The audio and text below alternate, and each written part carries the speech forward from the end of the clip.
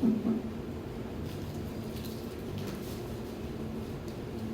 曲目は、ハワイアンの曲で「アロハオエ」っていう曲に、私のお友達でウ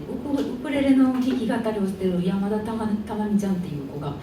日本語の歌詞を書いた曲で「この今が完璧で最高に素晴らしい」っていう曲を、カバーさせていただきました。2曲目から、私のオリジナルを、たまちゃんもね、なんかこう爽やかなすがすがしい感じの曲から一気に腹黒い私のオリジナルを今から弾き語りをさせていただきます。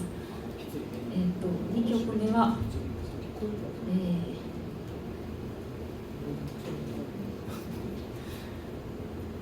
眠り姫は、生きた化石っていう曲なんですけども、これを勝手に自分で大人向けの毒のあるおとぎ話シリーズ第2弾と言ってて、第1弾は女王様はちくわの耳っていうね、これもろくでもない歌があるんですけども、第2弾は眠り姫で、眠り姫はそうですね、昭和のなんか価値観をちょっとなんかこう根性とか気合とかね、あとなんか製品みたいな、そういう昭和の行き過ぎた価値観をちょっと皮肉ったような